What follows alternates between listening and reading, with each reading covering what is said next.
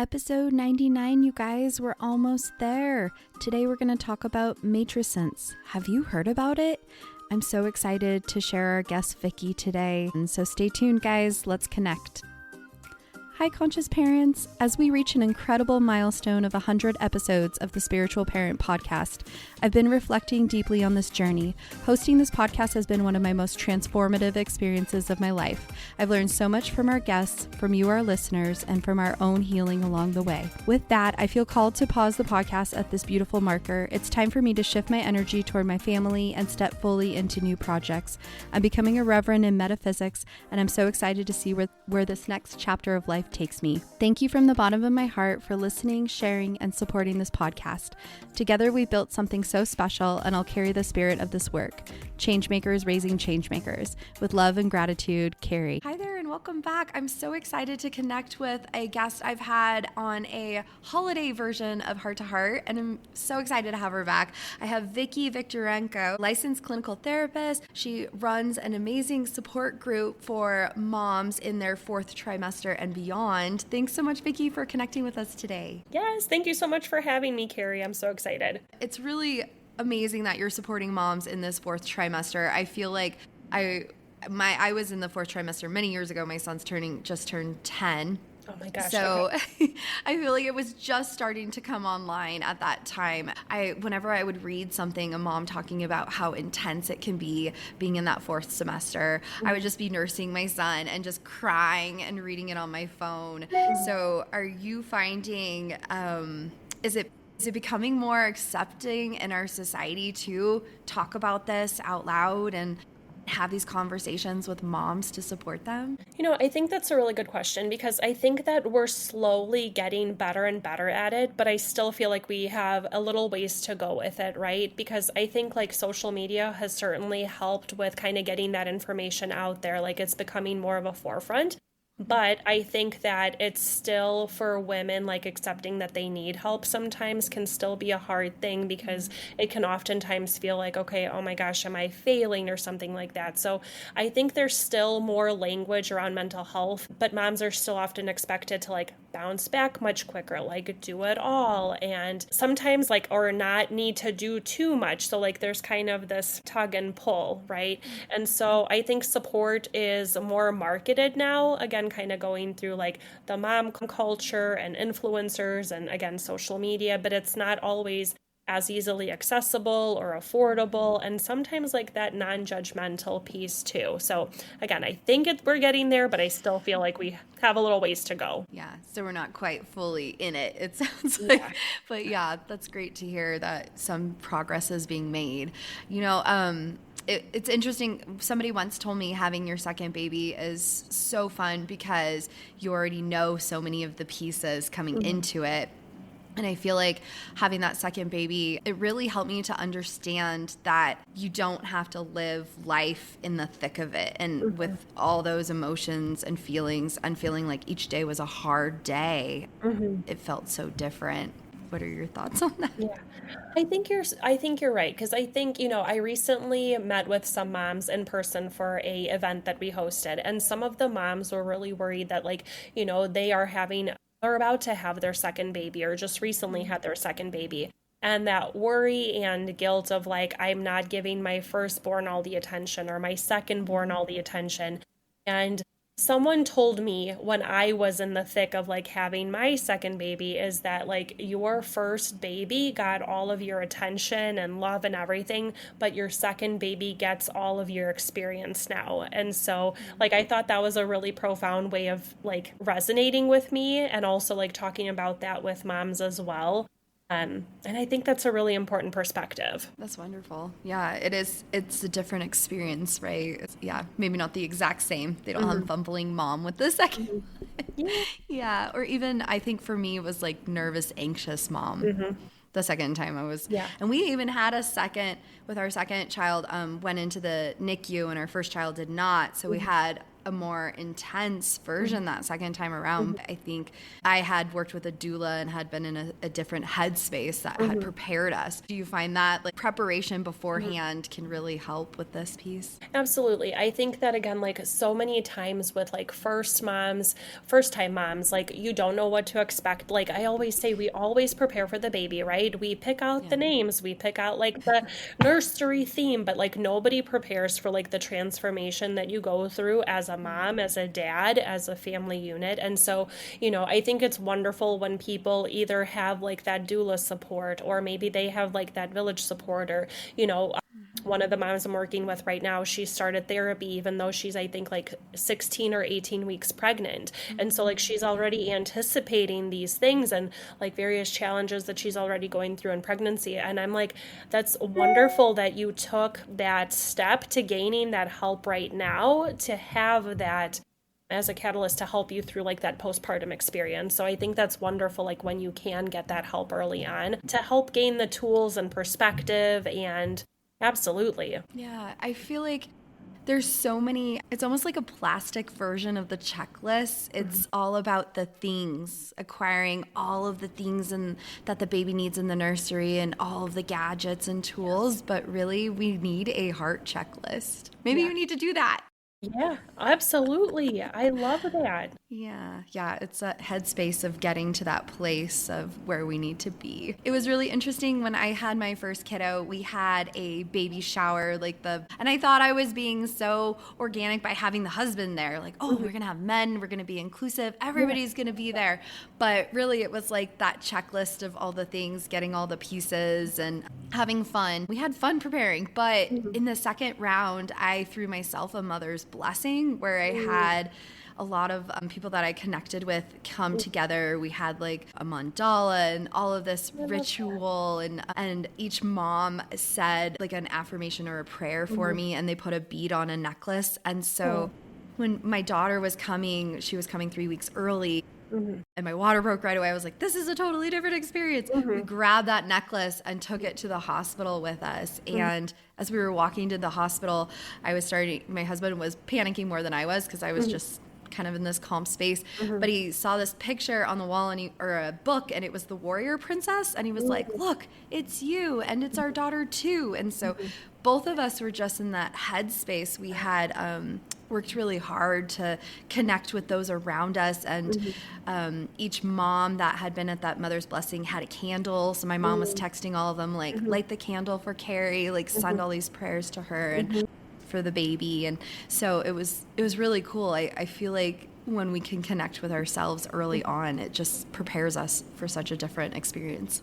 I think so too. And I think like one thing that's really interesting and like that we again don't talk about enough as a society is that it's really okay. Again, we're going to be learning and going through all the different phases with our babies and with our toddlers and older kids. Now you have a 10-year-old, right? So like you're going through all these times. And so like we are allowed to grow alongside our children, right? Because like we are learning all the things for the first time as well.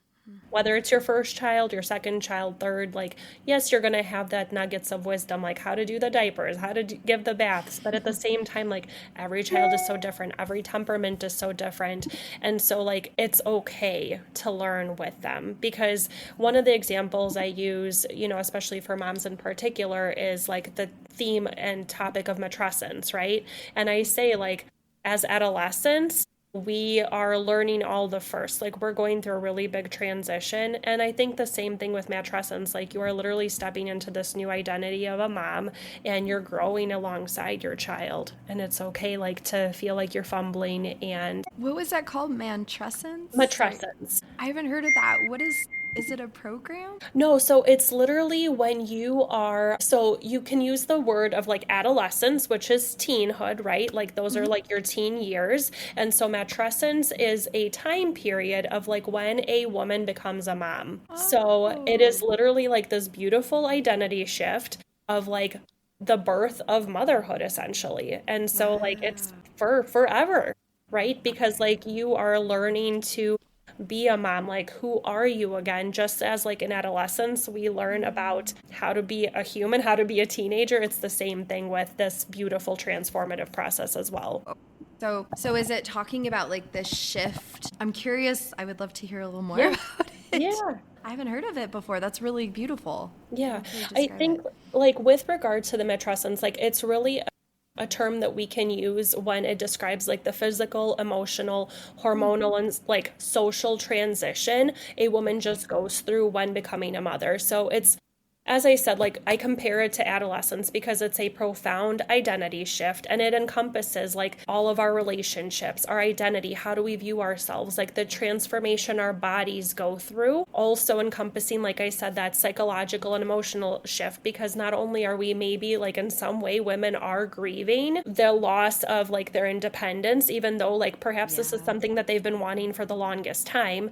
And sometimes like I think they say like 50% of pregnancies are unexpected, whether they're planned or unplanned. So like you go through this transition of grief, you go into this period of joy, also confusion, that loss of your former self, also kind of like renegotiating your roles within your family. So who are you as a partner? Who are you as a friend?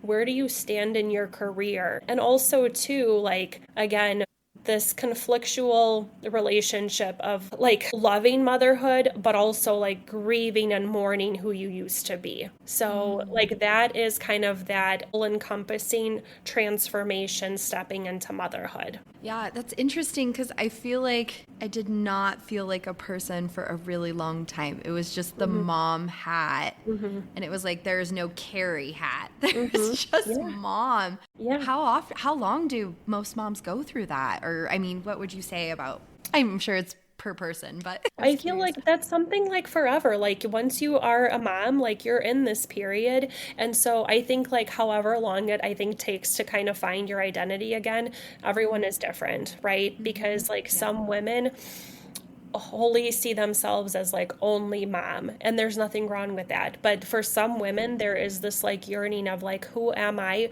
besides just this title of, and so like really just stepping into like learning about yourself again. What do I like? What do I not enjoy anymore? How have I changed? That's beautiful. Yeah, I think also with the loss of that too is when I came back and found myself again too, there was this feeling of finding a flow state again that you miss out on so much. Maybe you're in a flow state when you're nursing baby or when you get to take baby to a play date. You can find flow states as a mom, but I feel like it's so different from when I could find it for myself. Yeah.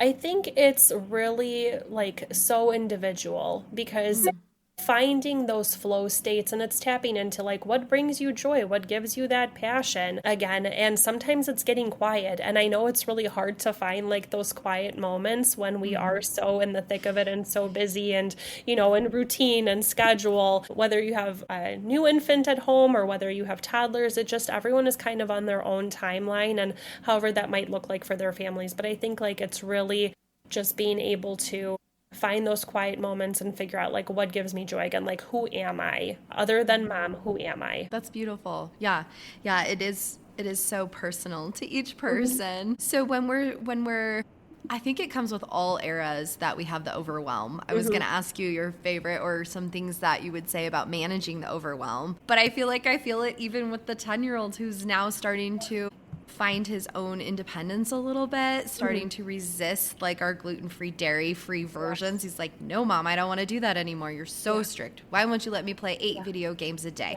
Why won't you? Which we're like, 1 little hour a week is what you get, buddy. And it's a social experience with mom or dad.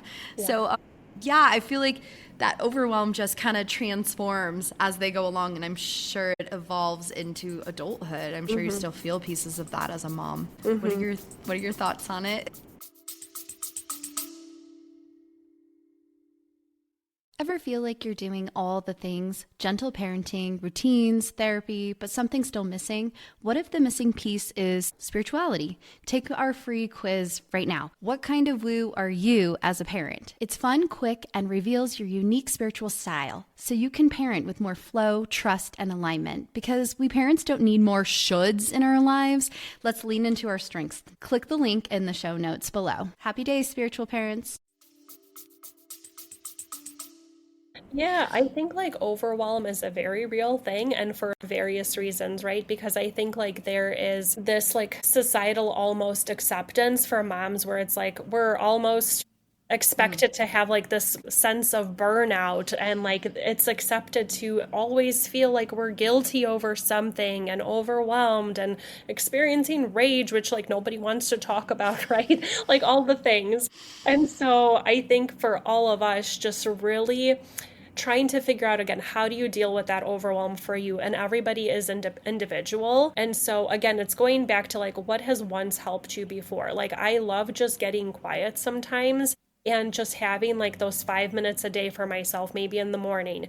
Like finding a routine that works and also being able to, if you have support or whatever that looks like, how can you delegate some things? Because like we are not superheroes. Like I'd like to think that we are, but like we need help. We can't do it alone. So yeah, just like figuring out how do we delegate, like taking care of yourself. And I don't ever like want to, sometimes like we'll talk about like self-care. It's a very important thing, but it's also not like the lavish stuff, right? It's like those micro habits to dealing with the overwhelm, like body before brain, like pausing and like taking care of yourself physically sometimes. Like, am I eating? Am I drinking? Am I taking a few deep breaths? Am I being conscious and like intentional with my days and moments? Taking those little breaks, lowering the bar sometimes, because I think sometimes we're very overwhelmed because like our expectations are up here, not only for ourselves, but for our kids, for our spouses or partners. But it's like sometimes we really have to like ask ourselves, like, what actually do I need to get done today versus like, what am I pressuring myself to do today?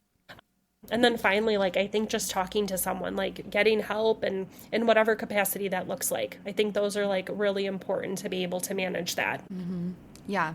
I love how you mentioned about the self-care. I think so often we hear self-care and we think, oh, it has to be like a spa day or a facial or something really, really expensive.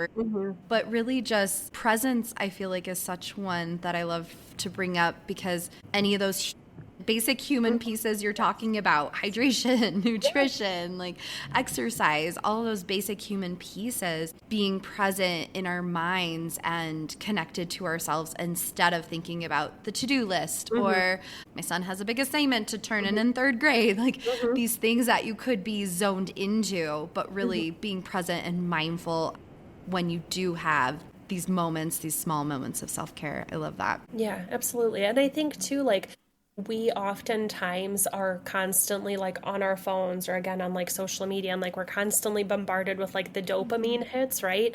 And it's like even almost like programming in to manage that overwhelm by putting the phone away, putting it in airplane mode, putting it in a drawer, because like I think we can tune out and almost like disassociate a little bit on our phones, but really we need to put that away, quiet the mind. Like that can actually help us really work through that overwhelm because like, again, we're constantly bombarded by our kids crying, by this needs to be done, the dishes need to be done, everything. And then it's like, again, we disassociate on our phone. And then again, that's just more bombardment, more noise. Yeah. So I think just like being very conscientious of that could really help so many of us. I love that. I think when we think that being on our phone and scrolling, doom scrolling is not self-care. If you're on, I always like to say if you're on a device, it doesn't count. Yes. Yeah. I love that. Yeah. Yeah. So what would you say, have you found any top areas where you feel like mom can use support or they could use help? What do you think? I think it's just helping with that mental load. I think that is a really big thing that keeps coming up time and time again is like moms are very overwhelmed by that silent to-do list. and the mental load and all the things they have to do. And I think dealing with the difficult emotions, I think like that support is really important because so many of us walk around carrying like that shame, that guilt. So I think support around that and having some kind of community. And it doesn't have to be in like the most traditional sense, like our lives, you know, a lot of us don't live very close to family. So the support can look in very non-traditional ways. It doesn't always have to be mom and dad down the street, but it could be maybe a support person at church. Maybe it could be someone within your yoga studio. Maybe it's a neighbor. Like however that looks like, it's okay. It doesn't have to be how we envisioned it sometimes, but I think we could all use support. Even if it's like one person,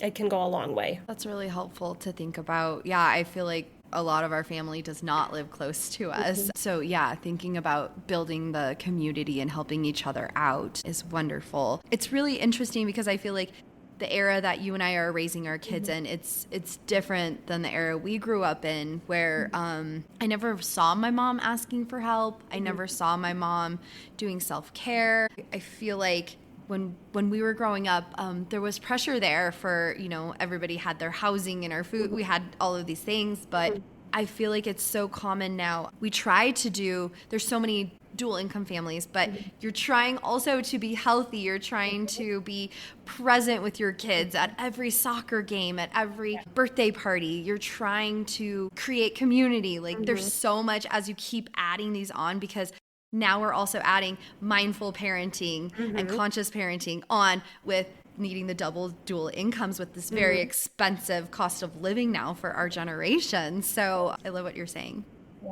Yeah, you're so right. It's such a different time to be alive and to raising kids, because I think like life was so much simpler back in the day. My family, when I was little, we immigrated to the United States, so I'm not born and raised here. But, my mom always talks back. She's like, we didn't have all of these things. We didn't have you guys in like a million activities. Like life was truly simpler. She's like, we didn't have a car. We didn't have cell phones. She's like, I walked to the market to get our groceries. And she's like, people were so much more better off. Like people didn't experience all of this like very young anxiety and things like that. And it's true. Like I think sometimes we overfill our own schedules and our calendars ourselves. So it's like, how do we make more conscious decisions around like what we want in our life, and not just because like we feel like we have to do like all these extra things. Because half the time, like our kids too, I'm like, you sign them up for all these things. Do they actually really enjoy these things, or are they just going because we're shuffling them to and from? Yes. And are we signing them up for 8 different activities because of fear that they're not going to get into college, or they're not going to, they have to be the best at everything, because there is so much pressure now placed onto parents that we did not have when we were small. No. So yeah, I love that description. That's a beautiful way to grow up in that simplistic version. My husband and I always say, so we were growing up elementary age in the 90s. So we always say before the internet. So we always try to say in our house, we want to raise them in the 90s. We want to raise them in this simple childhood version. Yes. It's like an edited 90s though, because we also want to be very conscious about our connection with them and teaching them the connection with themselves. So I love how you're describing before the computers and the cell phones and all these extra experiences that we think our kids need to be in. It's so wonderful when we can be the example for them, because I think our kids, we know our kids are watching what we're doing. They're picking up, they're also, there's some type of energetic ideas there of them picking up our nervousness, picking up our anxiety. So many of the books talk about like anxious kids, but really, is it anxious parents? Yeah, I think you're right, because I think like oftentimes, like you're saying, they're watching us, they are learning from us. We are their light into how to live, essentially, right? And so one of the things that I like to talk a lot about, whether it's on my social media page or with like clients, is like breaking those generational patterns that a lot of us have grown up with, things that like we don't want to pass on to our children. So it's like, it's tapping into those things. Like, what can we teach them? Yeah.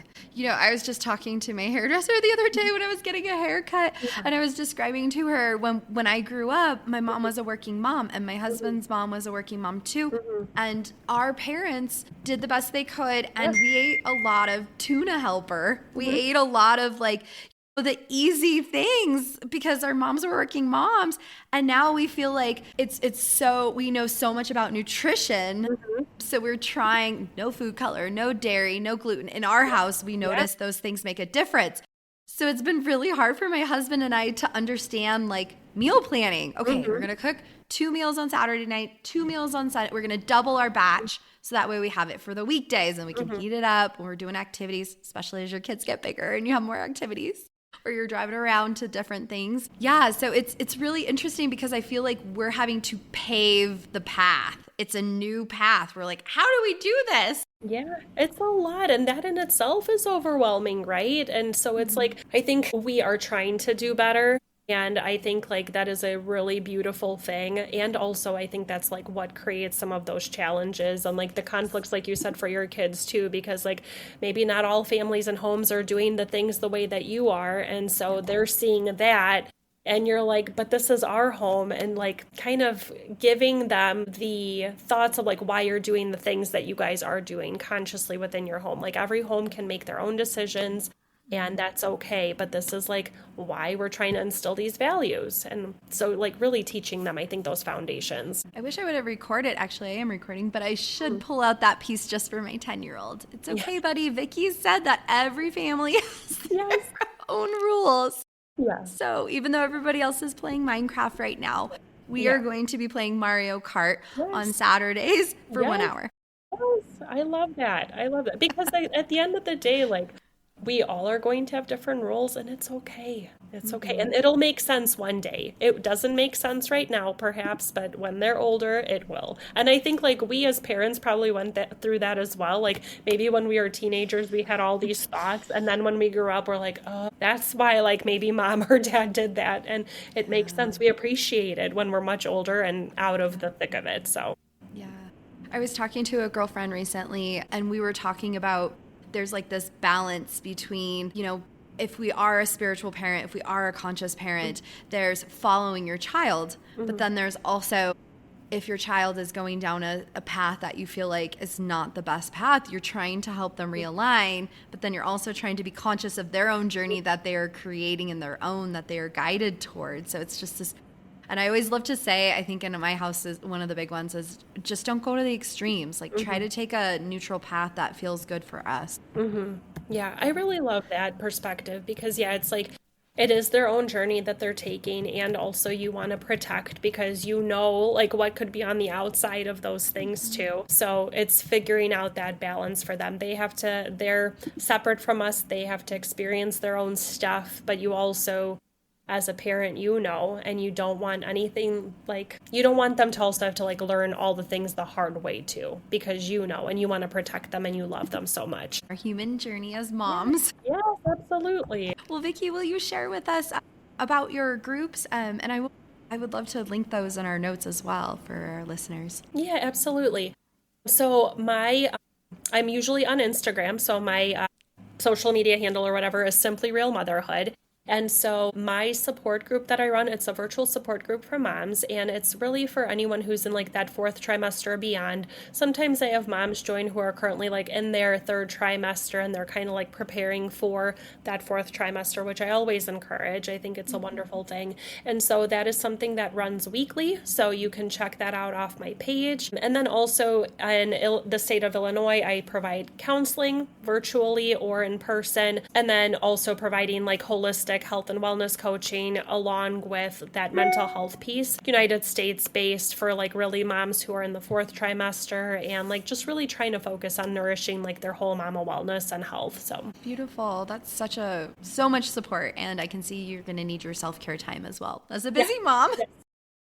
Well, thank you so much for connecting with us today. It was such an honor. Thank you. Thank you so much for having me, Carrie. I look forward to connecting more. So thank you. Well, that's a wrap. Thanks so much for tuning in, Changemakers. This is Carrie. And if you haven't done a review for us, 5 stars and a few words about what you've enjoyed in our podcast episodes, we would really appreciate it. If you guys would like to ever message me, I would love any questions you have or any feedback at info@hearttoheartlife.com. We also have a brand new website, which we're super excited to share.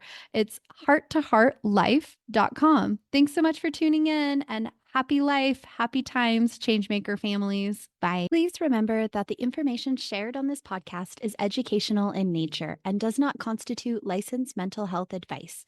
If you need such advice, you should speak with a licensed professional about your unique situation.